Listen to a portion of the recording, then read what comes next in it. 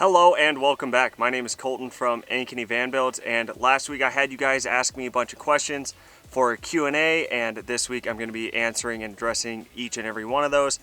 So on that, let's go ahead and just jump right into the questions. Thanks.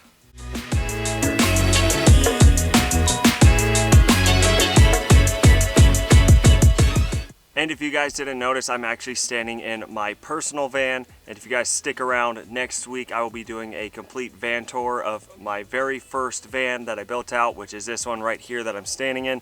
So if you guys want to see that, make sure you don't miss out on that by hitting the subscribe button with the notification bell. That way you know exactly when the video gets posted. So once you guys go ahead and do that, I'm going to start answering some of these questions. So this question comes from Instagram, and it comes from Lenny the Van. Their question is, what is your favorite part of the van build and least favorite part of the van build? And this one I had to think about quite a bit, because in the moment a lot of it seems like a lot of work, but then once it's done you kind of see all of it come together and all of it really turns into your favorite part. But I think me personally, I really enjoy the woodworking aspect of it. So putting in the floors, putting in the walls, putting in the ceiling, all of that I would say goes into my favorites category, because once those are in, it starts to look a lot less like a van, more of a home. So I would say those would fall into my favorite, and my least favorite would probably have to be anything to do with electrical. For some reason, working with electrical, it just seems like you're doing a whole bunch of work, but you don't actually physically see the progress, and it's kind of one of those things you have to finish the entire process of it before you know if it works or not. So if something doesn't work, it takes quite a bit of troubleshooting to figure out what you did wrong. So that part I don't really enjoy all that much. So yeah, I think that would fall into my least favorite category of van building. That's a great question. You actually had me thinking about that quite a bit, so thanks, Lenny the Van. All right, this next question also comes from Instagram. This one comes from Amanda, and it's, how did you learn to build out vans? Did you have any prior woodworking experience? And to answer that question, my very first van that I built out, the very first time I did any woodworking really was actually this van that I'm standing in right here. So I had no prior experience. I looked everything up on YouTube. My dad was a big help. He is a painter contractor in San Diego though, so he never physically helped me, but it would be daily phone calls back and forth with him to help troubleshoot or come up with different solutions for things. And it was building out this van that I found out I really enjoyed woodworking. I really enjoyed building things. So once I had this van done, I continued to do little projects here and there, and then I basically renovated the entire inside of my house and realized I actually really enjoy working with all this stuff. So that's why I decided to make building out vans a business, and it's something that I can see myself kind of doing every day and not really getting sick of it, because it's a new challenge, something new to learn every single day. So yeah, that's kind of why I got started in this business anyways. So great question, thanks for asking that one. Let's move on to the next one. Okay, this one is a three-part question from Charles Hine. It is, where do you poop? How often do you poop? And do you like pooping? Where do I poop? Gas stations, rest stops, friends' houses. I have an emergency toilet in this van, never used it. It's one of those like $20 camping toilets. It's for emergency only. I've never really needed it. Going to the bathroom in a van is sometimes a hot topic for people, so my personal opinion, I've never really needed to poop in my van. So some people are all about it, and that's like the one thing they look for in vans, but the option's there if I need it. So yeah, that kind of answers that question. Thanks, Charles Hine, for asking if I poop or not. Okay, this next question comes from Grant Fitzgibbons, and he says, I would be curious to know your opinions on new versus used vans. Any suggestions on picking the right van either way? This is going to be a difficult question to answer because it all depends on what you're looking for. So to buy a used van, you could probably get one for a lot cheaper, but I know when I was looking for my first van, I strictly wanted used, and I looked for probably close to 6 months, and every van that I looked at or found online had either hundreds of thousands of miles on it already, or it had the mileage I was looking for, but it used to be a contractor's vehicle or a plumber, you know, whatever. So it was really beat up, really rusted out, or had all these dents in it, or had all these shelves and different things in it that I just didn't need. And it seemed like a lot more work just to get the van ready to be built out before you even start the build itself. So I went with the new van option for both of the vans that I have, and I can't say I regret it at all, because used vans really aren't that much cheaper in the long run than some of the newer vans. And the new vans come completely clean. This one came with a subfloor already. It's a completely blank slate, ready to start the build out. You don't have to worry about solving any, patching any holes, clearing out any rust, all that jazz. But if you find a cheap van that is used, that's in relatively good condition, with low mileage on it, I'd say go for it. So I'm not totally opposed to used vans at all. In fact, that's mainly what I was looking for in the beginning, but I've been happy with my new van purchase. Okay, so this next comment comes from Ann Peters. I would not mind to see your first van, which you built out on a budget, because I'm on a budget myself, on a budget with reclaimed wood. I loved how you did the pull-out table, and I'm going to do the same thing. I would also be interested in the idea of things you could have done different or better. I'm also interested to know how you deal with frustration when things don't go or don't turn out the way you want them to be. Thanks for the informative build series you did. I'll be looking forward to seeing more from you. Okay, so a lot there, right? Next week I'm gonna do a full van tour of this personal van, and I think the week after that I'll do things I would have done differently, because believe me, there's a ton of things I would have done differently. So stay tuned for both of those videos. I will cover those topics in depth. So to address your comment about how to deal with some frustrations when things don't go your way or don't turn out how you want them to be, everyone deals with stress and frustration differently, but don't feel like you need to get it done all right away. I would recommend taking your time with things. Don't rush it. If you notice something that looks off, it's really easy to go, oh, maybe I won't notice it later, or it's really not that noticeable, maybe I won't see it.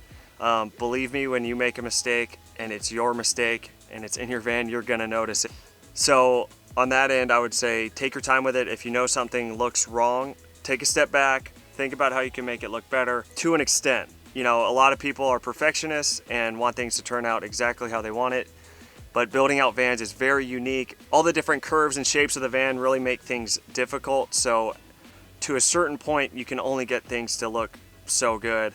Sometimes you just gotta accept that fact and take it for what it is, because you will drive yourself mad if you think every little thing is going to turn out perfectly square, perfectly flush, or you can try your best, but sometimes there's only so much you can do. So if you find yourself getting frustrated, take a break. You don't need to get things done right away. Really think about better solutions to what you're doing, but all in all, at least you're taking that step forward and building out a van. So give yourself some credit for that, and try to have fun with the process. Building out the van, for me, is so much fun, and you'll learn a lot regardless. So just go out there and enjoy the process of it. Okay, we got another question from Grant Fitzgibbons. He says, another question I'd like to ask is, how do you plan your build out? Do you use any type of computer programs, or do you just sketch it out on paper? So my very first build out, I wish I could find that notebook, but I had probably 20 different drawings of different layouts, different measurements, and different ideas that I had for a build out, and it was all hand drawn. I would go to dealerships and I would get measurements of empty vans, and I obsessed about it for months until I found the layout that I think I would like the most. And then after a year and a half, 2 years in it, I was like, I could probably have done a better layout. So I'll be talking about that 2 weeks from now in my things I would do differently video. But I don't have any computer programs to help plan it out. With this new van that I built out, I had an idea of the layout I wanted and how it could be a lot more functional than mine. I didn't draw this one out necessarily, but I took measurements of my van thinking, okay, if I change this for bench seats, how big could they be? Little things like that. So I wouldn't say I know there's some people out there that need to plan every little inch, every little dimension.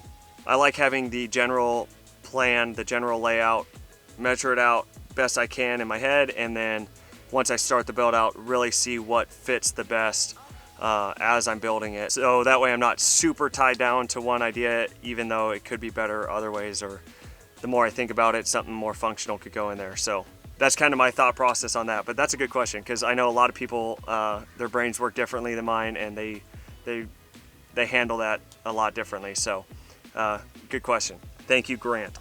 Okay, this next question comes from your PCMD. He says, we built out our ProMaster on the side of our house without a shop. A shop would have been great, but it wasn't necessary as we got the outcome that we wanted. And actually, though it took longer than we expected, it gave me and my wife more quality time together, which in all instances was far more important. I guess my question would be twofold. How about a series on building your new house? And will you build another van and run a series? If so, it would be great if your girlfriend would participate, because honestly, wouldn't it just be better? Keep them coming. Look forward to what you may bring us in the future. So first off, congrats on building out your van. That's awesome that you and your wife got a lot of quality time together, and it's great that you guys were able to build that out together. Now you have this awesome rig that you can drive and travel in. So my first van, my girlfriend helped me out quite a bit with the build out, and it was really fun. But she's got one of those full-time jobs that she has to go to every day, where I get the luxury of just staying at home and building out vans. And so I tend to leave the building during the day, so then when she gets home from work, we hang out together then. But I'll try to include her in some videos to, give her some cameos and stuff. But so as far as the house building series, I think what I'll do is at the end of each video, for anybody who's still interested, I could show you guys where it is at in that process. But I don't think I'll do a whole build series on that, just because all you guys have subscribed to me to watch van content, and I don't want to stray away from that, make videos on something you guys aren't interested in, and I want to keep providing you guys with quality van content. And to answer that second part of that question, I will be doing a new van build series once this new house is up. I actually have a guy locally here in Boise that wants me to build out a Ford Transit for him. So he's first on the list to do a little bit of custom work. So you guys can look forward to seeing that in the near future, hopefully in the August time frame. I will a whole Ford Transit van build series. So that should be pretty exciting. So thank you, your PCMD. Congrats on your van, and thanks for the comment. Okay, this next question I've gotten from a handful of people, but this one comes from, I don't know how to pronounce this. Lean Otiso. Oh, geez, I'm sorry, I'm butchering your name. But anyways, they asked, enjoyed your videos, learned a lot. Curious to know why you choose not to put insulation in the floor, and is there any concerns, or did you do this in a previous video? Thanks. So I get a lot of questions on that, on why I didn't insulate the floors. And there's multiple reasons for this. As I mentioned earlier in the video, I bought these vans brand new, and they had the subfloor already put in it. I've seen some videos of people removing this subfloor that came with the Ram ProMaster, and it looks painfully difficult.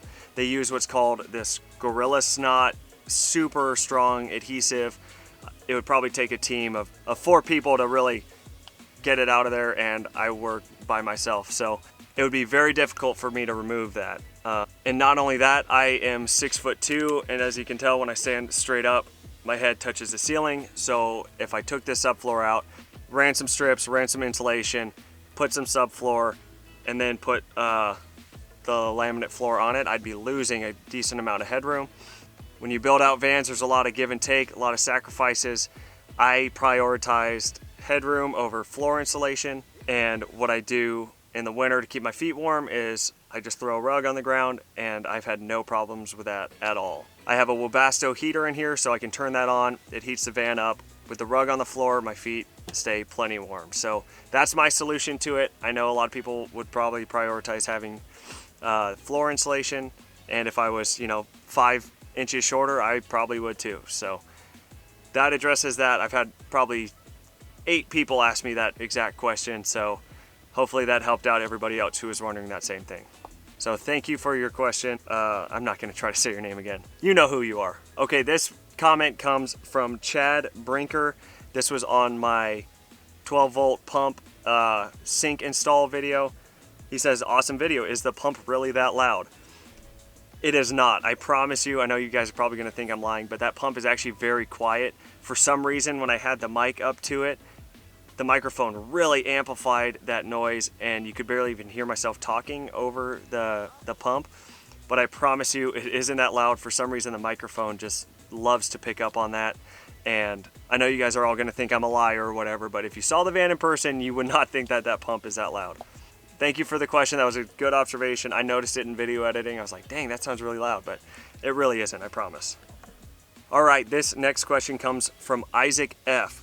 And this was on my Waterport outdoor shower review video. That was a tongue twister. He says, realistically though, this costs $150. How much better would it be compared to a simple solution like a pressurized garden sprayer you get at Home Depot for about $20? Those sprayers usually go up to about 2 gallons. You can pump them up to 40 to 60 PSI, and you can mount the sprayer on the van the same way you did with the sink faucet.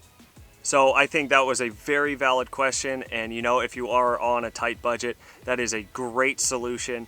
So thank you for bringing that up, Isaac. I would say the biggest benefits you get with the Waterport to help justify that price is the plastic is super durable. It is food grade. You could throw this thing out the window while you're driving and it would still be intact. I don't recommend doing that. It is food grade plastic, so you can put boiling water in there and you don't have to worry about getting any of those toxic chemicals if you're planning on drinking it or spraying it on your skin.